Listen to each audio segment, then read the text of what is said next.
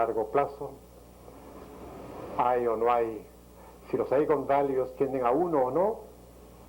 Sí. Miren cómo son los incentivos. Y dicho y hecho, agarra la base de datos de toda América Latina, no se preocupa si los datos son buenos o malos, ya están los datos ahí. Los pone, los empieza a correr las regresiones, que está en la corrida ya 100, después está en la corrida 1500, en la corrida 10.000. Hay un economista famoso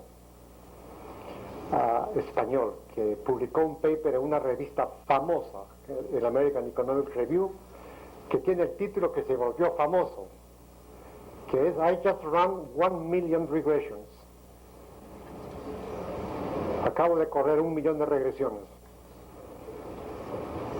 ¿Ustedes creen que con 1,000,000 de regresiones se puede explicar el salario real? En términos estadísticos, seguro. En términos epistemológicos, falta el exponente al millón de eso. El infinito tal vez. Entonces ahora como ha desarrollado mucho la econometría también, entonces hoy día en las universidades norteamericanas y europeas el ascenso de los profesores es por publicar cosas econométricas. En los doctorados los estudiantes les dan becas y hacen trabajos econométricos. Entonces hoy día todo está volcado a la econometría. O sea, la teoría es que los datos pueden cantar su propia causalidad. O sea, volvemos a las cosas más elementales de la epistemología, donde se cree que correlación significa causalidad. Y sabemos que eso no es cierto. Si correlación significara causalidad, a todos los bomberos los deberíamos meter a la cárcel. Pero allí donde hay incendios siempre hay bomberos. Eso deben ser los causantes.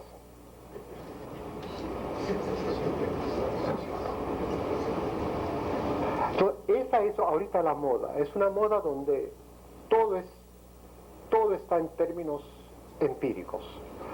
Y los datos mismos deben decir cuál es su causalidad. Y entonces siempre se puede encontrar buenas regresiones.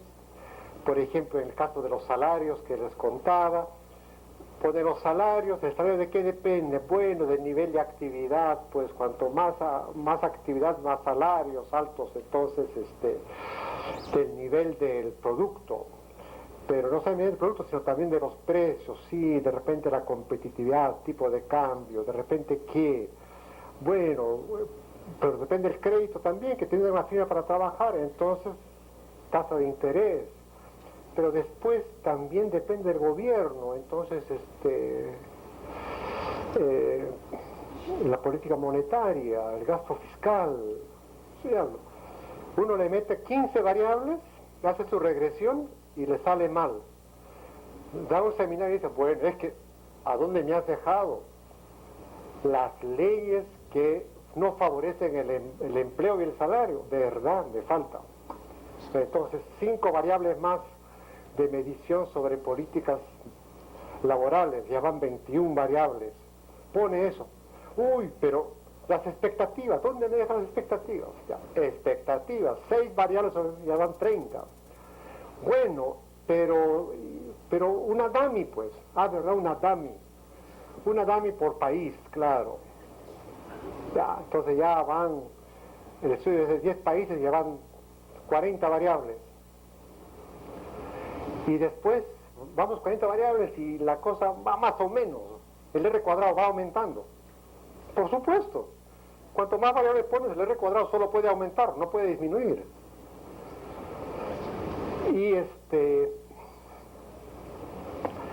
Y al final dice, bueno, ¿qué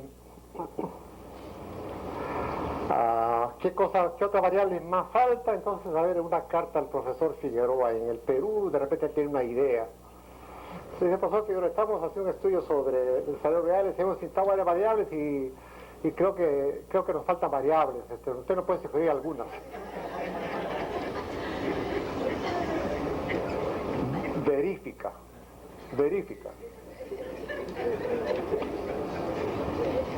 ¿Y saben qué dice la epistemología?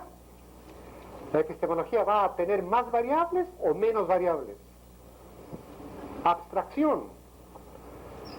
Quiere decir, a un chico en la Católica uno le presentó una tesis con 10 variables explicatorias y le dije, no te puedo aceptar la tesis con 10. Tienes que ser con 2. No, profesor, que no ajusta. Tienes una teoría mala, pues entonces sigue. Claro, siempre la idea de que faltan variables, esa es la anticiencia. La ciencia quita variables, porque esta es menos importante. Comienza con 40 y llega con 4. Ahora sí. Ahí tienes una buena teoría.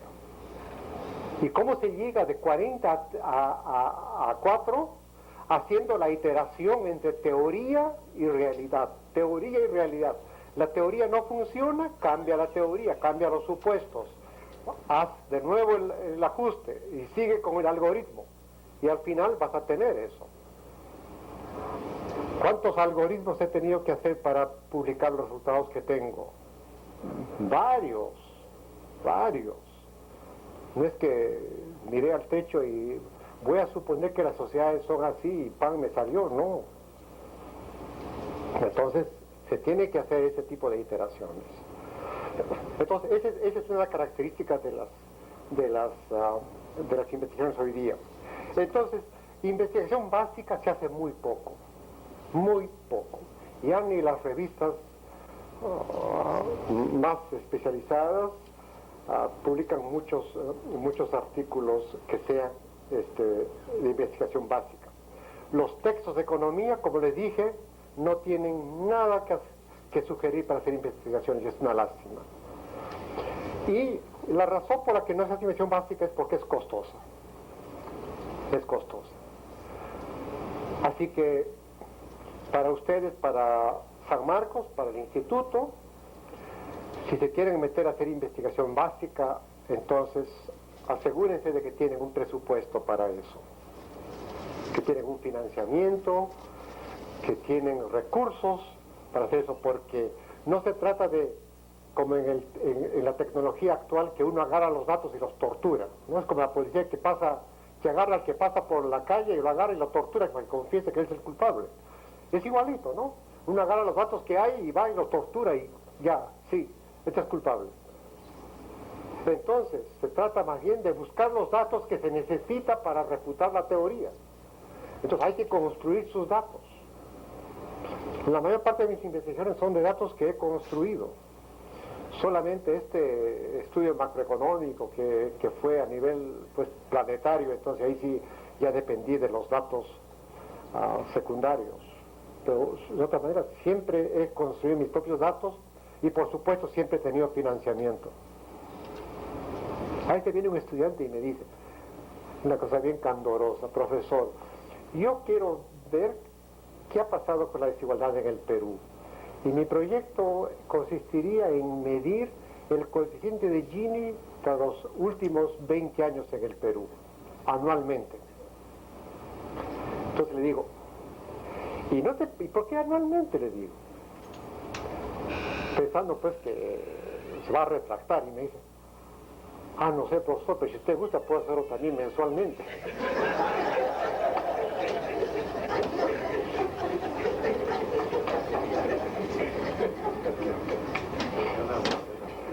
¿Saben cuántas mediciones de desigualdad tenemos para el Perú en los últimos 50 años? 4. Tenemos cuatro mediciones. Una de web, son esenciales, pero son costosas en recursos y en tiempo. Pero hay que entender que si no se hace investigación básica, seremos siempre forasteros en nuestro propio país. No sabremos en qué sociedad vivimos, porque no sabremos cómo funciona esta sociedad. Creeremos que Varian o que Dornbusch y Stigler explican el Perú y eso no es cierto, ¿no? Entonces, es importante hacer cualquier tipo de esfuerzo. Yo les digo a mis alumnos, mire, si te falta plata para hacer investigaciones, organiza tu banda y asalta un banco. Y si llegas a ser apresado, tú dices que eres de la banda del equilibrio general. Y el jefe de la banda es el profesor Figueroa. Van a venir y me van a llevar a la cárcel a mí y yo me iré feliz de la vida. ¿Se imaginan ustedes un profesor que va a la cárcel porque tiene una banda para hacer investigación básica? ¡Qué maravilla! Con eso paso a la historia. Me dan premio Nobel hasta póstumo.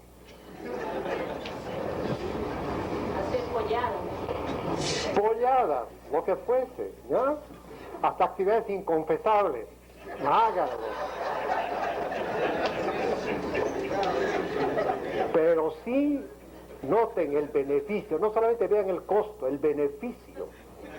El beneficio es que si ustedes socialmente tendrían una contribución que hacer, saben cómo funciona el país en términos de la ciencia. Entonces, eso es lo que nos va a hacer país desarrollado. Yo no veo cómo vamos a alcanzar a los países del norte si no tenemos una ciencia tan desarrollada como la de ellos. No hay manera. De repente yo circulo en ese mundo de los científicos, no tanto de las personas más famosas, ¿no? Pero en la Universidad de Texas está el departamento de física y la lucha y el debate de la teoría de la física hoy día está entre el piso 4 y 5 de ese edificio. Eso que no hay una teoría del todo en física, hay dos posiciones ahora. Esas dos posiciones están en esos dos pisos. Así que yo fui a entrevistarme con uno de los profesores. Yo era profesor visitante y le dije a la secretaria del Departamento de Economía, le dije, quiero una cita con el profesor Prigogine. Y me dice, profesor Prigogine, él es el premio Nobel, ¿no? Sí. ¿Y qué le digo? Que quiere ver a Adolfo Figueroa.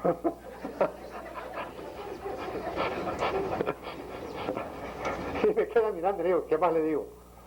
Bueno, dígale pues que soy lo que soy, pues soy profesor visitante, profesor visitante de la cátedra de Hewlett Packard, acá,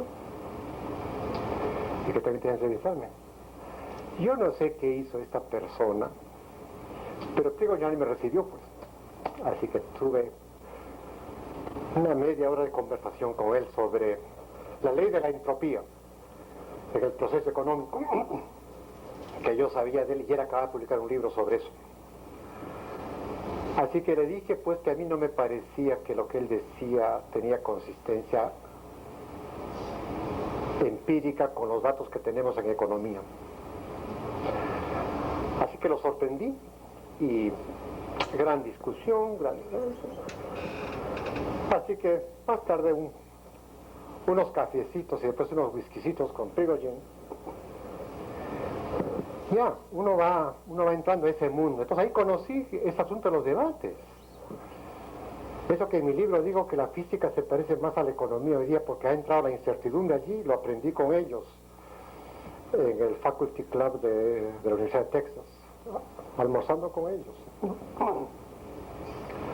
Entonces ahí es donde yo me doy cuenta, digo, en la católica misma yo no tengo con quién hablar de la ley de la entropía y el proceso económico. Digo, de repente en San Marcos, habré pasado por ahí, dice, Instituto de Investigaciones en Física, paso. Hacia ojalá próximamente entre por esa puerta, ¿no? Entonces, se tiene que hacer ciencia en el tercer mundo, si no, no hay manera. No hay manera. Ahí nos tienen simplemente en desventaja total. Y para terminar, entonces, no, ya está. Disculpa que me extendí un poco, pero todavía yo tengo algún tiempo disponible. Los que están fuera de horas tal vez se tienen que ir. Pueden salir, no me voy a molestar. Muchas gracias por su atención.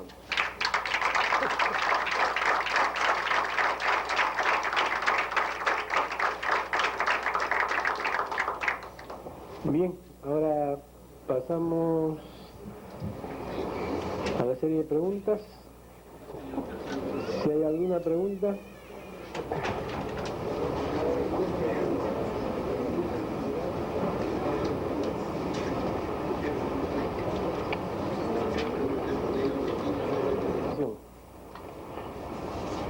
Felicitaciones por su visita y aporte.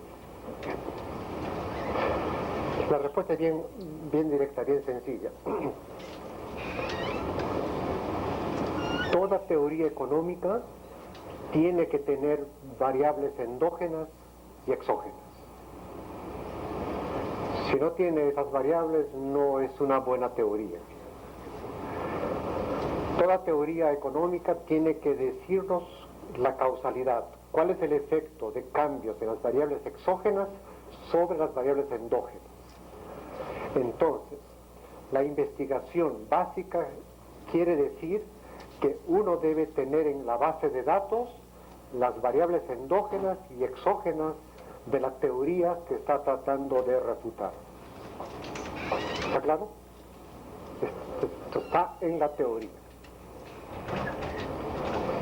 Doctor Figueroa, de los trabajos de investigación que usted ha realizado, ¿algún gobierno lo ha aplicado en el país? ¿Qué debería hacerse para mejorar la realidad socioeconómica del país? ¿Existe alguna salida valedera?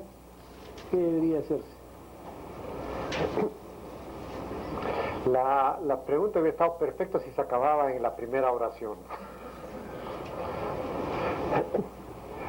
Eso de qué se debería hacer para cambiar el país, no lo hagan. Esa pregunta es muy periodística. Pónganse un poco más sofisticados. O sea, ustedes tienen una formación que no lo tiene así nomás en el país. Los universitarios en el país, profesores y alumnos, son parte de la élite del Perú. Entonces, tengan esa práctica de distinguirse de la gente que no ha pasado por la formación de ustedes. Ahora, sobre la primera parte, si he puesto a la práctica algunas de mis trabajos, la respuesta es no. No. Y voy a decirles por qué. Mejor dicho, todo lo que he hecho de trabajos de investigación han sido siempre investigaciones básicas. He hecho muy poco trabajo de investigación aplicada. Una vez necesitaba dinero por una cuestión coyuntural y me ofrecieron una consultoría. Así que propuse los términos de referencia a la consultoría, lo elevé el tema que quería esta organización internacional, me pagaron una fortuna e hice el trabajo aplicado.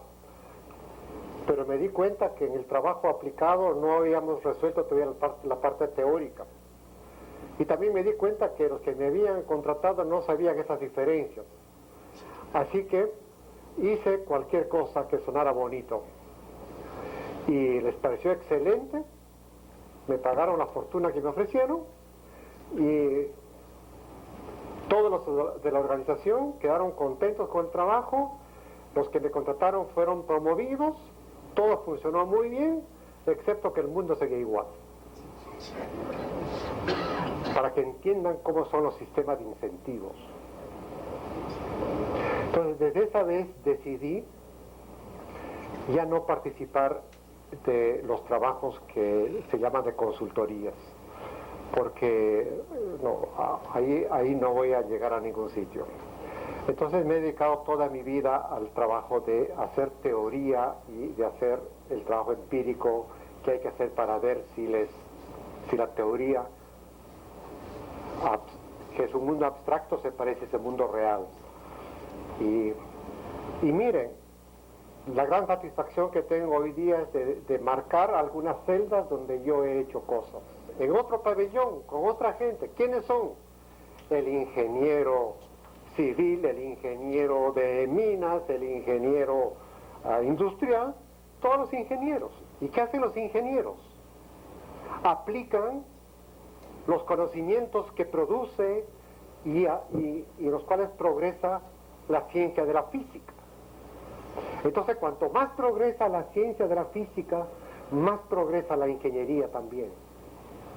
Y entonces la división del trabajo está clarísima. En la biología, igual, esa división existe. Está el biólogo, está la escuela de biología, y están los profesores que hacen las investigaciones. ¿Y dónde están los que hacen la ingeniería? Bueno, todos los ingenieros que aplican la biología. ¿Quiénes son? Los ingenieros agrónomos, los ingenieros forestales, los ingenieros veterinarios, los ingenieros zootecnistas. Y déjenme incluir a un personaje allí, y los médicos. Los médicos son ingenieros. ¿Por qué? Porque en la ingeniería, al aplicar el conocimiento de la ciencia, no es una aplicación simple ni mecánica. Es una aplicación que requiere su talento, que requiere su inteligencia. Les pongo un ejemplo. Si ustedes tuvieran que ser operados del corazón, ¿quisieran que los opere un biólogo o un médico?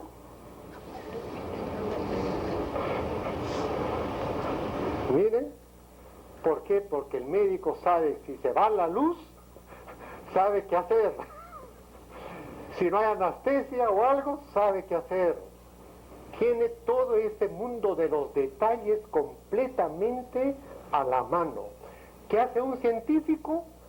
Nada de detalles, abstracción. Por eso son muy complementarios, pero son tareas distintas. Otra pregunta.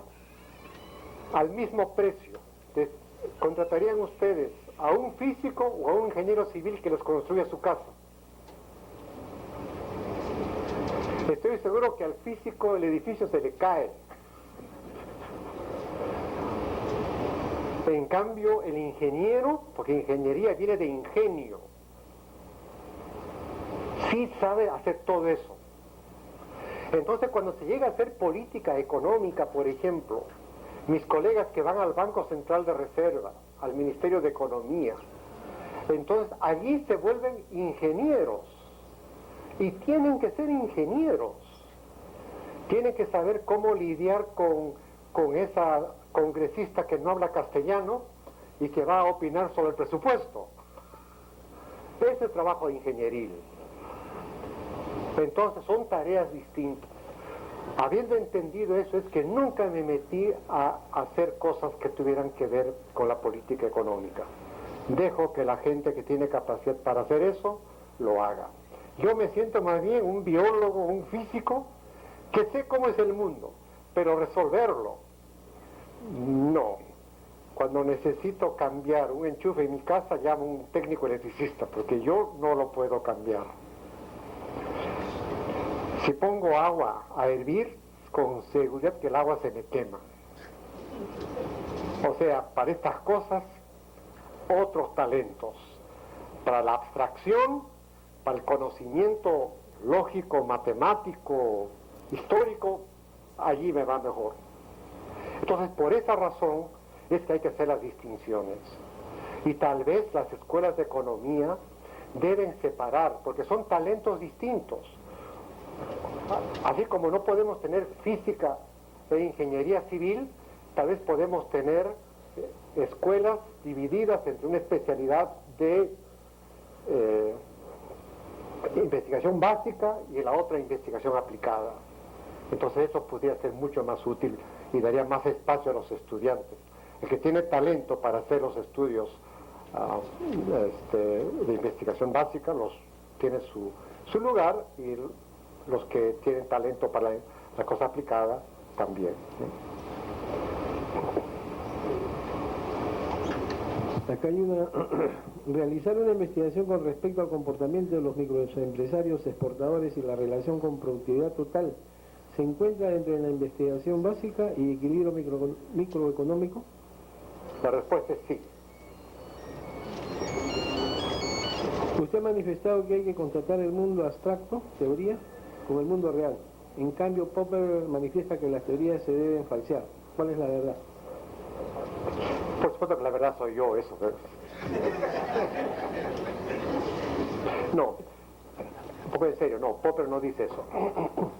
Popper no está oponiendo lo que yo digo. Lo que dice Popper es que hay cómo se hace esa relación, cómo se contrasta el mundo abstracto con el mundo real. Entonces, él propone un método, una forma de hacerlo, que es la falsación o la refutación, pero tiene que ver con eso. Es esa parte de la relación la que Popper resuelve. Y llama refutación y no corroboración o aprobación, porque cuando contrastamos el mundo abstracto con el mundo real, estaremos más seguros de rechazar que no se parece que aceptar que se parece. Y por eso la idea es la falsación o la refutación. Entonces, si una teoría uno lo examina y va con como dicen en criollo, con la pata en alto, la idea es tirarse abajo la teoría. Y si uno hace, con todos los esfuerzos que uno hace, la teoría está paradita, debe ser una buena teoría. Esa es la idea. En cambio, si uno va a una teoría y la mira como un discapacitado, que hay que apapacharlo, pobrecito, esto tiene que estar bien, y le busca los datos que le vayan bien, y si le va mal, lo guarda, lo bota, dice, no sirve, hasta que la teoría pase la prueba, entonces esa teoría no es buena. Entonces, ante esas alternativas, Popper propone que se utilice la falsación. Entonces, lo que yo hice en mis investigaciones fue precisamente el modelo popperiano, que me permite decir que mi teoría a este momento, con esta información que existe, va bien. Pero no quiere decir que no pueda ser refutada más adelante. Por eso les decía, me gustaría mucho que alguien refutara mi teoría de la economía campesina. Y no me sentiría mal. ¿Por qué? Porque esa teoría fue aceptada con la evidencia que estaba disponible en ese momento. Con una evidencia distinta, la teoría ahora fracasa. Y entonces no es que yo estaba mal, sino que estamos progresando. ¿Cuántos años reinó la teoría de la gravedad de Newton? ¿10 años? ¿20 años? 200 años. Y en 200 años, después de 200 años, se demostró que era falsa. Bueno, es eso. Y entonces uno, como dicen los físicos, ¿no? Que ellos se mandan la parte, y nosotros en economía no sé por qué no nos podemos mandar la parte también. ¿No? Que dicen que cada físico está parado sobre los hombros de gigantes. Ojalá en economía pudiéramos decir eso, que cada economista está parado sobre los hombros de gigantes. O sea, un físico hoy día está parado sobre los hombros de Newton, de Einstein, está de Herschel, está de todos los, de la teoría cuántica. Entonces, sobre esos gigantes uno se para y es un gigante también, pues. Pero si uno está parado sobre hombros de enanos, entonces, ¿qué vas a hacer? Sigue siendo enano, ¿no? El enano Figueroa, entonces. ¿Qué se puede hacer? Pero, buena pregunta sobre la metodología. Ustedes deben interesarse en la epistemología. En mi libro, que es parte del último libro que he publicado, hay cada uno hay capítulos de epistemología. Y yo sé que las universidades estudian este libro, pero ese capítulo epistemológico todos se lo pasan por encima. No, he visto programas que dicen Adolfo Figueroa, la teoría sigma, desde el capítulo 5 para adelante. Entonces la epistemología, no, No, no hay que tenerle temor, es un instrumento muy fuerte. Y la inversión que hay que hacer es como saber cualquier curso de matemáticas, cualquier otro curso, entonces no es nada especial. Una pregunta larga. Sí.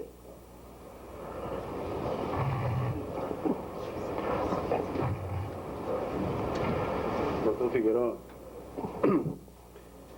es muy importante su mensaje en el sentido de que para hacer investigaciones básicas tenemos que ver las teorías frente a la realidad. Cuando vamos a una investigación aplicada, partimos de que la teoría obedece a la realidad. Y a partir de ahí hacemos investigaciones descriptivas, explicativas o cuasi experimentales. Pero permítanme señalarle, de repente falta una celda. De acuerdo con las tendencias, no podemos partir de la realidad, que viene a ser un conjunto de datos. Y hoy en día hay mucha información, mucha data, y manejar todo el volumen de información que corresponde a una realidad, sería más conveniente partir de la realidad, del escruñimiento de los datos, a través de los métodos multivariados, a través de las técnicas econométricas, y poder llegar a establecer patrones, esquemas de comportamiento, y con eso propiciar o proponer una nueva teoría. ¿Es posible eso, doctor Figueroa?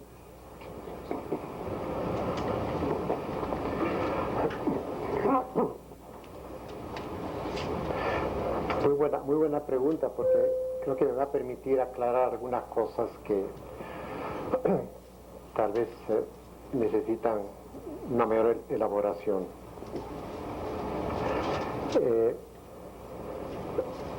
Otra de las preguntas donde